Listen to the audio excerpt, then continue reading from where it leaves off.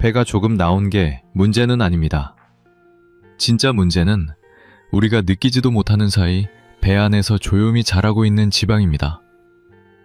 벌먹고 더 걷고 나름대로 애쓰고 있는데도 몸이 점점 무거워지는 이유는 과연 무엇일까요? 아마 이 영상을 보고 계신 여러분도 이런 아침을 익숙하게 겪고 계실지 모릅니다. 눈을 뜨면 배가 묵직하고 침대에서 일어날 때 허리나 무릎이 예전처럼 쉽게 따라주지 않습니다. 매일같이 걷기를 실천하고 있는데도 배는 그대로이고 건강검진 결과표에는 하나둘 빨간 표시가 늘어납니다. 그때 마음속에 이런 생각이 스며들죠. 혹시 나만 이런 건 아닐까? 이제는 아무리 노력해도 소용없는 몸이 된 건 아닐까 하고 말입니다. 저는 이 질문을 진료실에서 수없이 들어왔습니다. 술도 거의 드시지 않고 담배도 피우지 않으며 과일을 챙겨 드시고 매일 성실하게 걷던 분들입니다. 겉으로 보기엔 건강해 보이지만 검사 결과를 보면 내장 지방은 늘어나 있고 당뇨는 문 앞까지 와 있는 경우가 적지 않았습니다. 그분들이 가장 자주 하시던 말이 있습니다. 선생님, 저는 정말 할 만큼 했는데요. 그 말 속에는 억울함과 두려움, 그리고 막막함이 함께 담겨 있었습니다. 여기서 저는 한 가지 분명한 이야기를 드리고 싶습니다. 문제는 여러분의 노력이 부족해서가 아닙니다. 문제는 몸이 움직이는 타이밍과 방향이 바뀌었는데 우리는 예전 방식 그대로를 붙잡고 있다는 점입니다. 나이가 들수록 몸은 전혀 다른 기준으로 반응합니다. 젊을 때 통하던 방법이 더 이상 효과를 내지 못하는 이유도 바로 여기에 있습니다. 제 소개를 간단히 드리겠습니다. 저는 올해로 85살이 된 이승우입니다. 의사로서 거의 50년에 가까운 시간을 진료실에서 보내며 수많은 중노년 환자분들을 만나왔습니다. 정확한 숫자를 세어본 적은 없지만 제 손을 거쳐간 환자만 해도 수만 명은 될 것입니다. 그 긴 시간 동안 저는 약과 수술보다 일상의 작은 선택이 노후의 건강을 어떻게 바꾸는지를 가까이에서 지켜봤습니다. 오늘 이 영상에서 저는 약을 팔지 않습니다. 굶으라고 하지도 않고 이 찰 정도의 운동을 요구하지도 않을 겁니다. 다만 노년기의 몸에 맞는 아주 단순한 출발점 하나를 이야기하려 합니다. 아침에 먹는 한 그릇, 그리고 그 한 그릇을 중심으로 몸의 방향을 다시 잡는 방법입니다. 실제로 많은 분들이 이 작은 변화로 배가 가벼워지고 혈당과 몸 상태가 서서히 달라지는 경험을 하셨습니다. 이제부터 그 이야기를 차분히 풀어보겠습니다. 왜 배 안의 지방이 이렇게 위험한지, 그리고 왜 아침이 그토록 중요한지, 무엇을 어떻게 먹어야 몸이 다시 반응하기 시작하는지 말입니다. 조급해하지 않으셔도 괜찮습니다. 이 이야기는 여러분의 속도에 맞춰 오늘 하루를 살아가는 데 도움이 되도록 천천히 이어질 것입니다. 배가 크지 않아도 더 위험한 사람이 있습니다. 이 말이 조금 낯설게 들리실지도 모르겠습니다. 우리는 흔히 배가 많이 나와야 건강에 문제가 있다고 생각합니다. 거울을 보고 바지를 입어보고 체중계 숫자를 확인하며 아직은 괜찮겠지? 하고 스스로를 안심시키곤 하죠. 하지만 진료실에서 오랜 시간을 보내며 제가 분명히 느낀 사실은 겉모습과 실제 건강은 전혀 다른 길을 갈 수 있다는 점입니다. 거리 우리가 흔히 말하는 뱃살에는 두 가지가 있습니다. 하나는 눈으로 보이고 손으로 만져지는 피하 지방입니다. 허리를 감싸고 있는 이 살은 보기엔 불편할 수 있어도 비교적 천천히 문제를 일으킵니다. 반면에 또 하나의 지방은 겉으로는 거의 드러나지 않습니다. 바로 내장 지방입니다. 이 지방은 장기와 장기 사이에 숨어 들어가 간을 감싸고 췌장 주변을 달라붙고 심장과 장 근처에 쌓입니다. 겉으로는 배가 크게 나오지 않아도 몸 안에서는 이미 여러 중요한 기관이 압박을 받고 있는 상태가 되는 것입니다. 문제는 이 내장 지방이 특히 노년층에게 훨씬 더 위험하다는 점입니다. 나이가 들수록 우리 몸은 회복 속도가 느려지고 작은 균형의 붕괴가 큰 질환으로 이어지기 쉽습니다. 내장지방은 제2형 당뇨와 아주 밀접하게 연결되어 있고 지방간과 고혈압의 중요한 원인이 되며 혈관을 따라 전신에 염증 신호를 퍼뜨립니다. 심지어 기억력 저하나 집중력 감소와도 깊은 관련이 있습니다. 그런데도 이 지방이 더 무서운 이유는 따로 있습니다. 아프지 않다는 것입니다.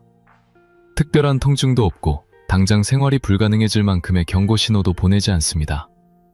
그래서 많은 분들이 이미 위험한 상태에 들어서고 나서야 뒤늦게 알게 됩니다. 이 지점에서 고령자분들이 가장 흔히 빠지는 착각이 생깁니다. 체중계 숫자가 크게 변하지 않으니 괜찮다고 생각하고 거울 속 배가 예전과 크게 다르지 않으니 안심합니다. 하지만 사람을 무너뜨리는 것은 보이는 살이 아니라 보이지 않는 지방입니다. 이 말은 겁을 주기 위한 표현이 아니라 수십 년간의 진료 경험에서 나온 아주 현실적인 이야기입니다. 실제로 이런 분들을 저는 여러 번 만나왔습니다. 체형은 마르고 허리도 얇은 편인데 어느 날 건강검진에서 당뇨 진단을 받습니다. 선생님, 저는 살도 안 쪘는데 왜 이런 결과가 나올까요? 하고 물으시지요. 또 어떤 분은 체중은 정상 범위인데 혈관 수치가 빠르게 나빠져 이미 약을 시작해야 하는 단계에 들어와 있었습니다. 겉모습만 보면 도저히 아플 것 같지 않은 분들이었습니다. 하지만 몸속을 들여다보면 내장지방이 오랜 시간 조용히 쌓이며 문제를 키워온 경우가 대부분이었습니다. 이 이야기를 드리는 이유는 여러분을 불안하게 만들기 위함이 아닙니다. 오히려 반대입니다. 눈에 보이지 않기 때문에 더 늦기 전에 방향을 바꿀 수 있다는 희망을 전하고 싶기 때문입니다. 내장지방은 조용히 쌓이지만 그만큼 조용히 줄일 수도 있습니다. 다만 그 방법은 젊을 때와 같지 않습니다. 무작정 덜 먹고 더 움직이는 방식으로는 오히려 몸을 더 지치게 만들 수 있습니다. 펑트롯하면 중요한 질문이 하나 남습니다. 이렇게 숨어서 문제를 일으키는 내장지방을 우리는 어떤 방식으로 건드려야 할까요? 다음 이야기에서는 왜 어떤 음식 조합이 이 내장지방을 정확히 겨냥할 수 있는지, 그리고 왜 노년기의 몸은 그 방식에 더 잘 반응하는지를 차근차근 풀어보려 합니다. 지금까지와는 조금 다른 관점에서 말입니다. 팽이버섯은 곁들이 채소가 아닙니다. 많은 분들이 찌개나 전골에 조금 넣어 먹는 재료 정도로 생각하시지만 저는 오랜 시간 진료실에서 환자분들의 변화를 지켜보며 이 작은 버섯을 전혀 다르게 보게 되었습니다.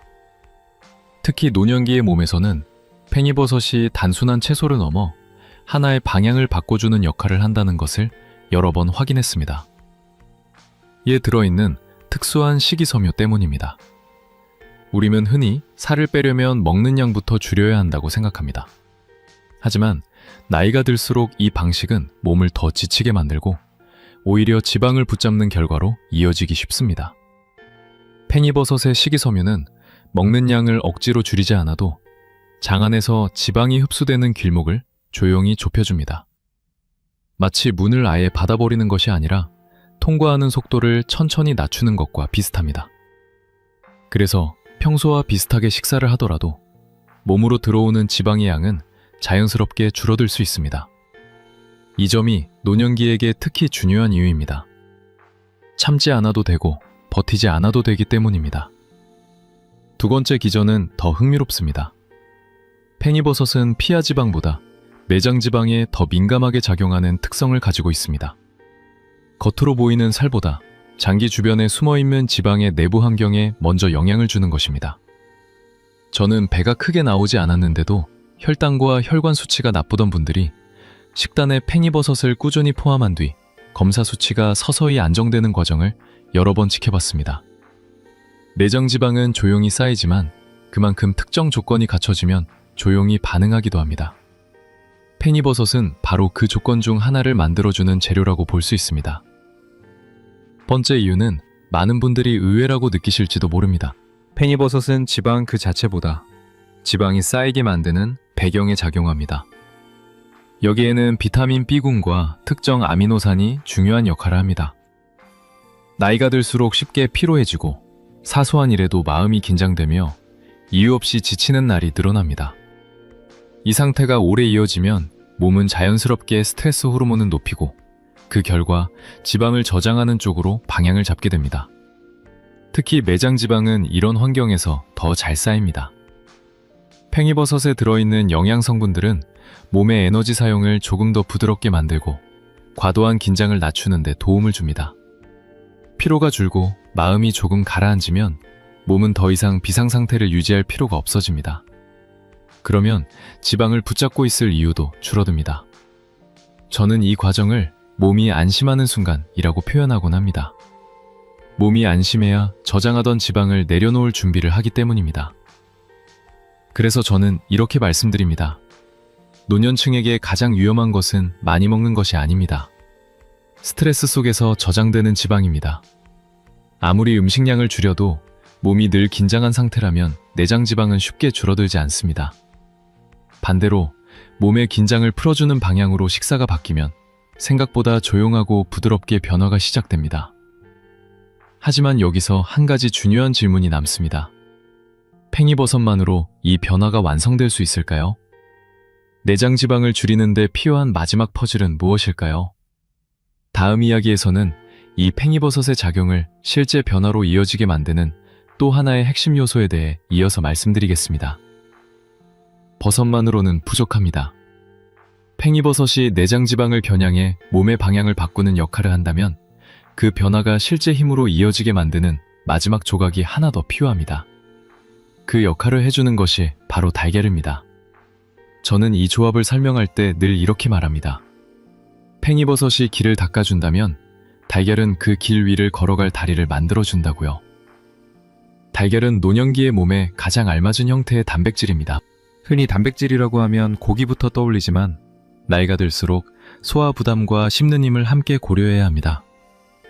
달걀은 소화가 비교적 부드럽고 몸에서 바로 사용할 수 있는 완전한 형태의 단백질을 갖고 있습니다. 이 단백질은 근육을 지키는 데 직접적으로 도움을 주고 근육이 유지되면 자연스럽게 대사 속도도 함께 유지됩니다. 노년기에 체력이 급격히 떨어지는 가장 큰 이유 중 하나가 바로 근육의 소실인데 달걀은 이 흐름을 늦춰주는 든든한 방어선이 됩니다. 많은 분들이 이런 경험을 하십니다. 체중계 숫자는 크게 변하지 않았는데 몸은 예전보다 더 무겁고 둔해졌다고 느끼는 경우입니다. 그 이유는 체중이 같아도 몸속 구성은 달라졌기 때문입니다. 근육이 줄어들고 그 자리를 지방이 차지하면 겉보기 체중은 비슷해도 실제 몸은 훨씬 쉽게 피로해지고 조금만 먹어도 남는 에너지가 지방으로 저장됩니다. 특히 내장 지방은 이렇게 근육이 줄어든 환경에서 더 빠르게 쌓입니다. 그래서 요즘은 예전보다 적게 먹는데도 배가 나온다 는 말을 하시는 분들이 많아지는 것입니다. 여기시 지방이 들어오는 문을 조용히 좁혀주는 동안 달걀은 몸 안에서 근육을 지킬 재료를 꾸준히 공급해줍니다. 이 두 가지가 만나면 포만감이 오래 유지되고 식사 후 혈당의 출렁임도 한결 부드러워집니다. 배가 급격히 고프지 않으니 간식이나 과식을 할 이유도 줄어들고 근육이 유지되니 몸은 더 이상 비상저장 모드로 들어갈 필요가 없어집니다. 이 과정에서 내장 지방이 붙잡고 있던 자리를 조금씩 내려놓기 시작합니다.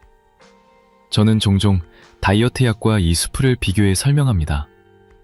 다이어트 약은 몸을 억지로 밀어붙이는 방식입니다. 식욕을 강제로 누르고 몸에 부담을 주면서 단기간의 변화를 끌어냅니다. 반면에 팽이버섯과 달걀을 함께 먹는 방식은 전혀 다릅니다. 몸을 몰아붙이지 않고 스스로 태울 수 있는 환경을 만들어줍니다. 그래서 변화는 빠르지 않을 수 있지만 그 대신 무너지지 않습니다. 특히 노년기의 몸에는 이 차이가 매우 중요합니다. 진료실에서 만난 한 분이 이런 말을 하신 적이 있습니다. 선생님, 예전엔 살을 빼려면 늘 참고 버텨야 한다고 생각했는데 요즘은 그냥 몸이 편해졌어요. 저는 이 말을 들을 때마다 방향을 제대로 잡았다는 확신이 듭니다. 몸이 편안해져야 변화가 오래갑니다. 달걀은 바로 그 편안함을 만들어주는 역할을 합니다. 이제 다음으로 자연스럽게 이어져야 할 질문이 생깁니다. 이렇게 좋은 조합이라면 언제 먹는 것이 가장 좋을까요? 같은 음식을 먹어도 시간에 따라 몸의 반응은 완전히 달라집니다. 다음 이야기에서는 왜 이 수프가 반드시 아침에 필요하며 그 한 끼가 하루 전체를 어떻게 바꿔놓는지에 대해 차분히 말씀드리겠습니다. 아침은 선택이 아니라 방향입니다. 무엇을 먹느냐도 중요하지만 언제 먹느냐는 그보다 더 깊게 몸의 흐름을 바꿉니다. 특히 노년기의 몸에서는 아침이 하루의 성격을 결정하는 출발점이 됩니다. 그날 몸이 지방을 태우는 쪽으로 갈지 아니면 조용히 저장하는 쪽으로 갈지는 대부분 아침에 이미 정해진다고 해도 과언이 아닙니다. 밤새 아무것도 먹지 않은 상태에서 맞이하는 아침, 우리 몸은 가장 예민하고 솔직한 상태에 놓여 있습니다. 이때 몸은 스스로에게 질문을 던집니다. 오늘은 에너지를 써도 되는 날인가? 아니면 언제 또 굶을지 모르니 미리 저장해야 하는 날인가? 하고 말입니다. 이 질문에 어떤 답을 주느냐에 따라 하루 종일 몸의 방향이 달라집니다. 아침에 적절한 신호를 주면 몸은 이제 움직여도 괜찮다고 판단하고, 반대로 아무 신호도 주지 않으면 위험하다, 아껴야 한다고 판단합니다. 섬유가 들어오면 이 판단은 분명해집니다. 장이 부드럽게 깨어나고 대사 스위치가 서서히 켜집니다. 혈당은 급하게 치솟지 않고 완충장치를 얻은 듯 안정적인 흐름을 유지합니다. 이 과정에서 몸은 더 이상 지방을 급히 저장할 필요가 없다고 느끼게 됩니다. 특히 내장 지방은 이런 신호에 민감하게 반응합니다.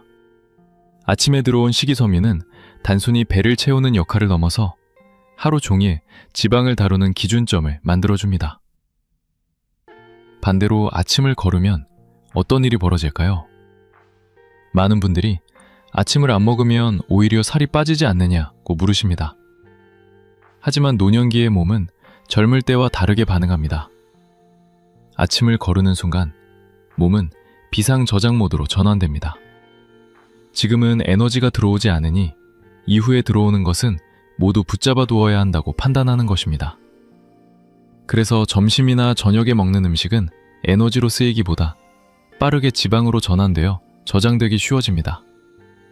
특히 배 안쪽, 내장 주변이 그 주요 저장 장소가 됩니다. 이때 많은 분들이 착각을 합니다.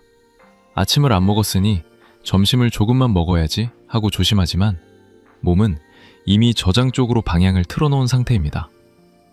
결과적으로 먹는 양과 상관없이 지방은 더 효율적으로 쌓이게 됩니다. 그래서 아침을 자주 거르던 분들이 요즘은 예전보다 많이 먹지도 않는데 배만 나온다고 느끼게 되는 것입니다. 문제는 음식의 양이 아니라 몸이 하루를 시작하는 방식에 있습니다. 저는 진료실에서 이런 말씀을 자주 드립니다. 아침을 잘 먹는다는 것은 많이 먹는다는 뜻이 아니라고 말입니다.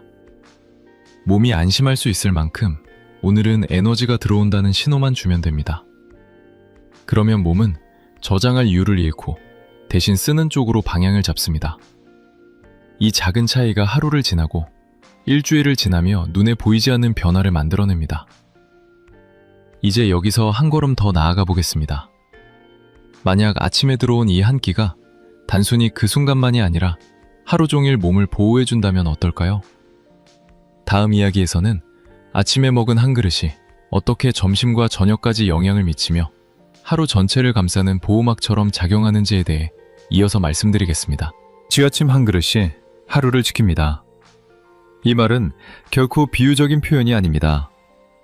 노년기의 몸에서는 아침에 들어오는 첫 신호가 하루 종일 이어지는 파동을 만듭니다.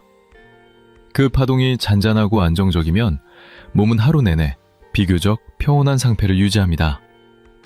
반대로 아침이 비어있거나 흐트러지면 그 여파는 점심과 저녁까지 고스란히 이어집니다. 아침에 섬유질이 충분히 들어오면 가장 먼저 달라지는 곳은 장 환경입니다. 밤새 쉬고 있던 장이 부드럽게 깨어나고 내부의 움직임이 안정됩니다. 이 안정감은 단순히 소화가 잘 된다는 의미를 넘어섭니다. 장이 안정되면 혈당이 급격히 오르내리지 않고 몸은 에너지를 천천히 계획적으로 사용하려는 방향으로 움직이기 시작합니다. 그 결과 점심 식사 후 혈당이 급하게 치솟는 일이 줄어들고 오후가 되어도 이유 없이 허기가 몰려오는 상황이 줄어듭니다. 이 흐름이 중요한 이유는 내장 지방이 바로 이런 혈당의 급격한 변화와 깊이 연결되어 있기 때문입니다. 혈당이 갑자기 오르면 몸은 이를 처리하기 위해 서둘러 저장 버튼을 누릅니다. 특히 노년기의 몸은 안전을 우선하기 때문에 이 에너지를 내장 주변에 쌓아두려는 경향이 강합니다. 하지만 아침에 섬유질로 완충 장치를 만들어두면 점심과 저녁에 들어오는 음식은 훨씬 부드럽게 처리됩니다. 그만큼 오후의 폭식이나 저녁의 과도한 저장도 자연스럽게 줄어들게 됩니다. 이 변화는 숫자로 먼저 나타나기보다 몸의 감각으로 먼저 느껴집니다. 진료실에서 제가 자주 듣는 이야기가 있습니다. 선생님, 요즘은 점심때가 되어도 예전만큼 배가 고프지 않아요. 간식을 찾지 않게 됐어요. 밤에 배가 더부룩하지 않고 가볍습니다. 이런 말들은 모두 같은 흐름을 가리킵니다. 아침 한 끼가 하루의 리듬을 잡아주고 있다는 신호입니다. 컬 한 분의 이야기가 떠오릅니다. 아침을 거의 거르다시피 하시던 분이었는데 늘 오후만 되면 단 것이 당기고 저녁을 먹고 나면 배가 더 불러 잠자리가 불편하다고 하셨습니다. 특별한 다이어트를 한 것도 아니고 운동량을 늘린 것도 아니었습니다. 다만 아침에 따뜻한 수프 한 그릇을 챙기기 시작했을 뿐입니다. 몇 주가 지나자 그분은 이상하게 하루가 편해졌다고 말씀하셨습니다. 점심을 급하게 먹지 않아도 되었고 저녁을 먹고 나서도 몸이 한결 가벼웠다고 합니다. 내장 지방은 이렇게 소란 없이 반응하기 시작합니다. 여기서 꼭 짚고 넘어가고 싶은 점이 있습니다. 이 변화는 결코 의지력의 문제가 아닙니다. 참고 버텨서 얻는 결과도 아닙니다. 몸이 스스로 균형을 되찾은 결과입니다. 아침에 올바른 신호를 주면 몸은 굳이 무리한 선택을 하지 않아도 알아서 조절을 시작합니다. 그래서 저는 노년기 식사에 대해 이렇게 말씀드립니다. 양이 아니라 순서와 타이밍이 중요하다고 말입니다. 이제 자연스럽게 다음 질문으로 이어집니다. 이렇게 하루를 지켜주는 아침 수프를 우리는 어떤 실수 때문에 놓치고 있을까요? 많은 분들이 열심히 노력하고 있음에도 결과를 보지 못하는 데에는 분명 이유가 있습니다. 다음 이야기에서는 노년층이 내장 지방을 줄이려다 자주 빠지는 몇 가지 함정에 대해 차분히 짚어보려 합니다. 분들이 내장 지방을 줄이기 위해 정말 성실하게 노력하십니다. 그 노력을 가까이에서 지켜보며 저는 늘 같은 마음이 듭니다. 이분들이 잘못해서가 아니라 방향을 조금 잘못 잡았을 뿐이구나.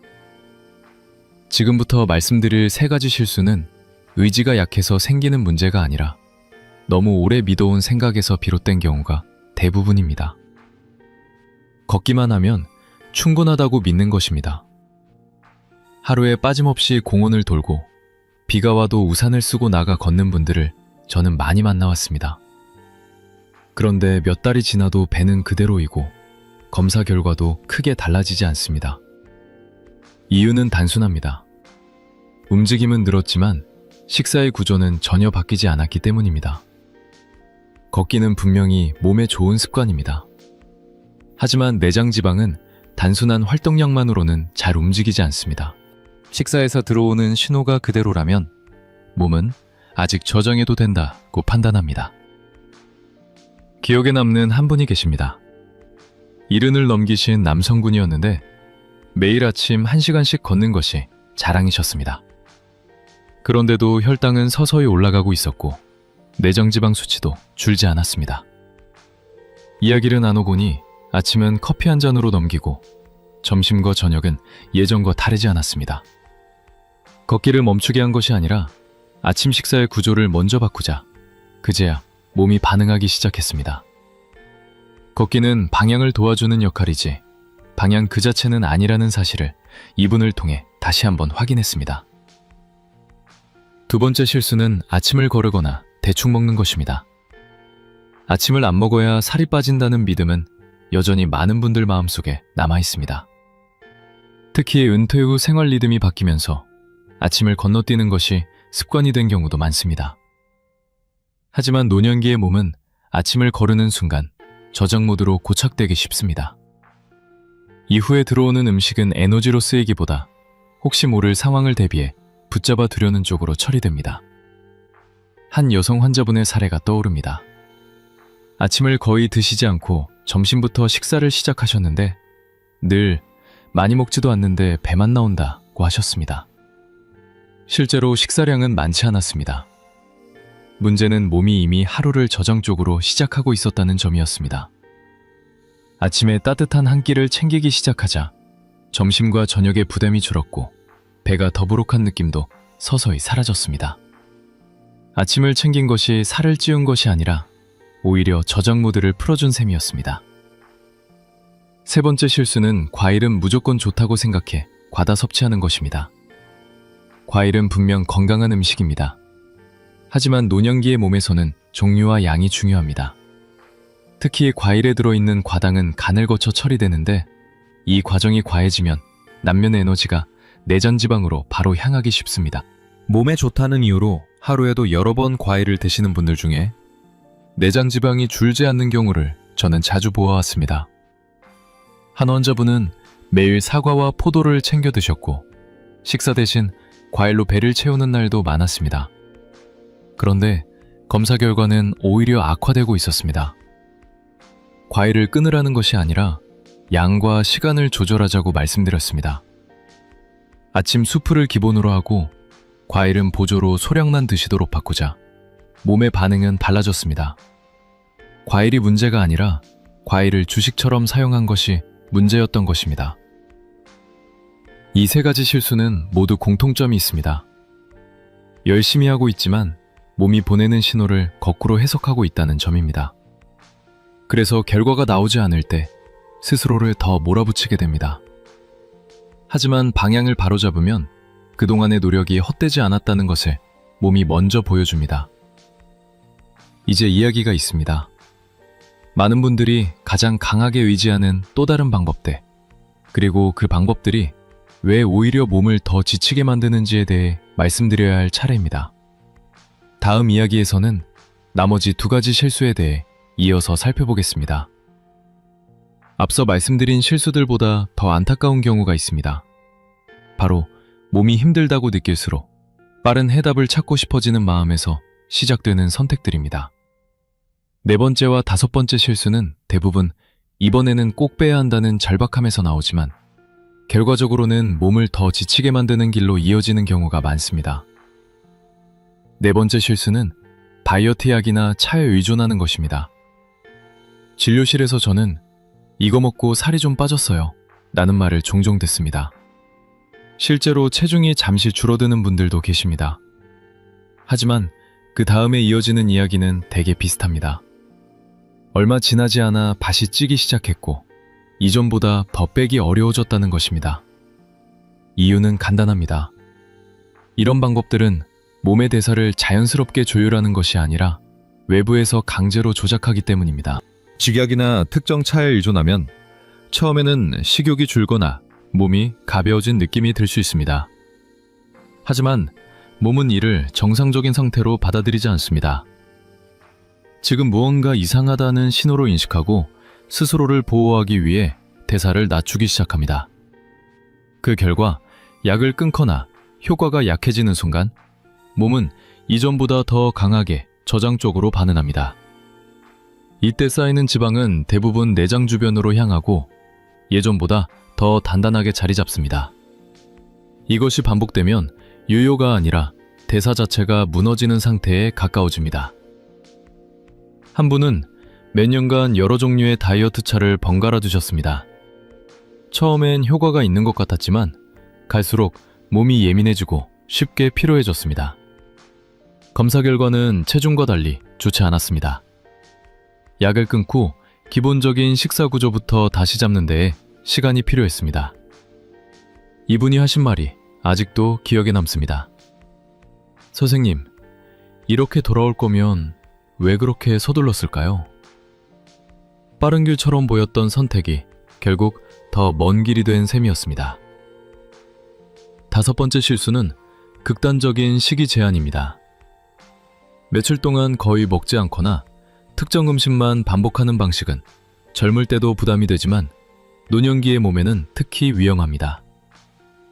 이 시기에 몸이 가장 먼저 포기하는 것은 지방이 아니라 근육입니다. 근육은 에너지를 많이 쓰기 때문에 몸은 이를 줄여서라도 버티려 합니다. 문제는 근육이 줄어들면 대사 속도도 함께 떨어진다는 점입니다.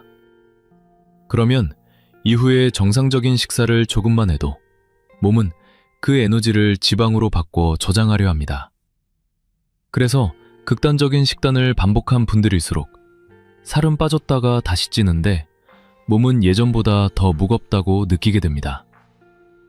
실제로 지방은 그대로 남아있거나 오히려 늘고 근육만 줄어든 상태가 되기 쉽습니다. 이런 상태에서는 아무리 먹는 양을 조절해도 몸이 잘 반응하지 않습니다. 몸이 이미 방어태세를 굳혀버렸기 때문입니다. 저는 이 지점에서 꼭 한 가지 말씀을 드립니다. 노년기의 다이어트 실패는 의지의 문제가 아니라 방식의 문제입니다. 참지 못해서, 꾸준하지 못해서 생기는 결과가 아닙니다. 몸의 흐름을 거스르는 방법을 선택했기 때문에 생기는 결과입니다. 몸을 몰아붙이면 잠시 움직일 수는 있지만 오래 함께 갈 수는 없습니다. 이제 여기까지 오셨다면 여러분은 무엇을 피해야 하는지는 충분히 아셨을 것입니다. 그렇다면 남은 질문은 하나입니다. 노년기의 몸이 부담 없이 받아들이면서도 실제로 변화를 만들어내는 방식은 무엇일까요? 다음 이야기에서는 지금까지의 모든 내용을 바탕으로 실제로 적용할 수 있는 조리법과 일정, 그리고 어떻게 일상 속에 자연스럽게 녹여낼 수 있는지를 차분히 정리해 보겠습니다. 이제 이론과 원리를 충분히 이해하셨으니 가장 중요한 단계로 넘어가 보겠습니다. 바로 실제로 어떻게 준비하고 어떻게 적용해야 하는가입니다. 많은 분들이 그래서 뭘 어떻게 먹어야 하나요? 라고 물으십니다. 방법은 생각보다 단순합니다. 복잡하지 않아야 오래 갈 수 있고 익숙해야 생활 속에 스며들 수 있기 때문입니다. 기본 재료는 3가지뿐입니다. 팽이버섯, 달걀, 그리고 물입니다. 여기에 간은 아주 순하게만 더해주시면 됩니다. 특별한 재료도 값비싼 식품도 필요하지 않습니다. 팽이버섯은 한 줌 정도면 충분하고 달걀은 하루 1개면 됩니다. 물은 넉넉히 넣어 국처럼 드셔도 좋고 조금 줄여서 걸쭉하게 드셔도 괜찮습니다. 간은 소금이나 국간장을 아주 소량만 사용해 간이 있다 정도로만 느껴지게 하는 것이 좋습니다. 맛을 강하게 내는 것이 목적이 아니라 몸에 부담을 주지 않는 것이 목적이기 때문입니다. 여기서 효과를 좌우하는 몇 가지 중요한 디테일이 있습니다. 첫째, 팽이버섯은 가능하면 잘게 잘라주시는 것이 좋습니다. 이렇게 하면 씹기에도 편하고 장에서 작용하는 면적이 넓어져 섬유질의 역할이 더 부드럽게 전달됩니다. 둘째, 팽이버섯은 미리 손질해 냉동해 두셔도 괜찮습니다. 오히려 냉동과 해동 과정을 거치면서 세포벽이 부드러워져 조리 후 소화가 더 편해지는 경우도 많습니다. 째, 너무 오래 끓이지 않는 것이 중요합니다. 팔팔 끓이기보다는 끓기 시작하면 불을 줄여 짧게 마무리해주세요. 오래 끓일수록 식감이 무너지고 노년기 위장에는 부담이 될 수 있습니다. 적용 일정은 최소 4주를 기준으로 생각해 보시면 좋습니다. 첫 주에는 가장 기본적인 형태로 시작합니다. 팽이버섯과 달걀만으로 만든 수프에 몸을 적응시키면 단계입니다. 이 시기에는 변화가 크지 않아도 괜찮습니다. 몸이 이런 신호가 들어오는구나 하고 받아들이면 시간이라고 생각하시면 됩니다. 둘째 주부터는 상황에 따라 식초를 아주 소량 추가해 볼 수 있습니다. 한두 방울 정도면 충분합니다. 이는 장 환경을 조금 더 안정시키고 식후혈당의 흐름을 부드럽게 만드는 데 도움을 줍니다. 셋째 주에는 씹는 힘이나 포만감이 더 필요하신 분들을 위해 수프를 죽 형태로 바꾸어도 좋습니다. 밥을 아주 소량만 섞거나 물의 양을 줄여 걸쭉하게 만드는 방식입니다. 이 모든 과정은 반드시 개인의 상태에 따라 조절해야 합니다. 정답이 있는 것이 아니라 맞는 속도가 중요합니다. 다만 모든 분께 이 방법이 그대로 적용될 수는 없습니다. 중증 신부전이 있거나 급성풍풍으로 치료 중인 분들은 반드시 주치의와 상담 후에 결정하셔야 합니다. 이런 경우에는 단백질 섭취나 특정 성분이 부담이 될 수 있기 때문입니다. 건강을 위한 선택이 오히려 부담이 되어서는 안 됩니다. 이 수프는 특별한 기적을 약속하는 음식이 아닙니다. 다만 지금까지 말씀드린 모든 원리를 가장 안전하고 부드러운 방식으로 일상에 옮겨놓은 출발점입니다. 아침에 이 한 그릇으로 하루를 시작하면 몸은 서서히 방향을 바꾸기 시작합니다. 급하지 않게, 소란 없이, 그러나 분명하게 말입니다. 이제 마지막으로 남은 이야기는 하나입니다. 이 수프의 효과를 더 오래, 더 깊게 이어가기 위해 함께 곁들이면 좋은 생활 습관들입니다. 다음 이야기에서는 이 한 그릇이 삶 전체로 확장되는 방법에 대해 마무리해 보겠습니다. 이제 오늘 이야기를 천천히 정리해 보겠습니다. 우리가 이 긴 시간을 함께한 이유는 더 오래 사는 방법을 찾기 위해서가 아니었습니다. 누구보다 앞서 달리듯 장수할 필요는 없습니다. 그저 매일 아침 스스로 일어설 수 있고 하루를 내 힘으로 시작할 수 있다면 그것으로 충분합니다. 그리고 무엇보다 나이 들었다는 이유만으로 자식들에게 짐이 되지 않는 삶을 지켜가는 것. 저는 그것이 진짜 건강이라고 생각합니다. 오늘 말씀드린 핵심은 단순합니다. 내장 지방은 소리 없이 쌓이고 그래서 더 위험합니다. 겉으로 드러나지 않기 때문에 방심하기 쉽지만 몸 안에서는 이미 방향이 정해지고 있습니다.